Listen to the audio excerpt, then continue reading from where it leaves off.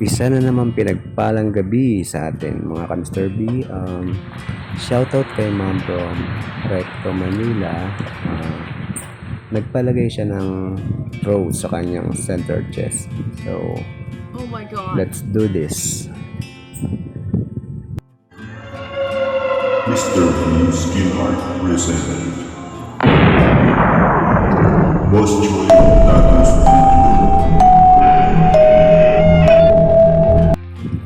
At ito, so sinimulan natin yung paglalagay kay Ma'am dun sa pinakatangkay niya sa pinakaibaba rin ng ginagawa natin na rose. So, tulad pa rin ng dati, dahan-dahan pa rin natin ginagawa o binubuo ang bawat piraso ng rose na ginagawa natin. Then, unti-unti lang.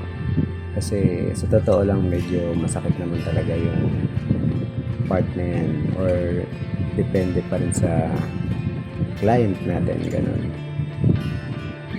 So, ayun, natapos natin yung ibaba, then unti-unti na natin siyang itinataas. Ayan, alright.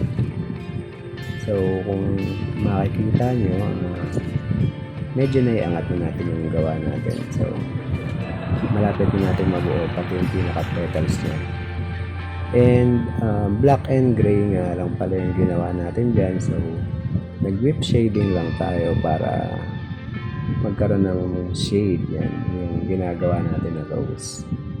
And nakakatuwa kasi sakto siya.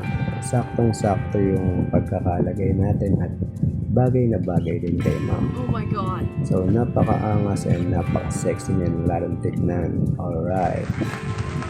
Dun sa tattoo na yan. So, nakaka-hot talaga. So, kung meron kayong katanungan or gusto nyo magpalagay sa ganyan part or gusto nyo ng ganyan design, i-message nyo lang ako dito sa FB ko. Madali naman natin pag-usapan yan. Basta tattoo lang, okay? Huwag nyo nga haluan ng kalokohan ng mga ganyang ano natin. Siyempre, privacy pa rin ni Ma'am yan. So, irespeto pa rin natin yung ano natin. Siyempre, tayo, trabaho lang. Walang halong mali siya. Be professional yan. Kailangan. Kasi pangalan natin yung nakataya dyan. So, ito na, yun yung nagawa natin rose kay Ma'am na black and gray lang. So, siyempre, kailangan punasan natin para mas makita natin yung detalye na ginawa natin. So, ang ganda niya. As in, saktong-sakto siya kay Ma'am. So, tignan nyo guys. Ayan. O, diba? Ang ganda. Sasamahan pa ng napakalupit na pose ni Ma'am. Ayan. Ayan. Siyempre, don't forget to like and follow my Facebook account para mas updated pa tayo sa mga bago pa natin video.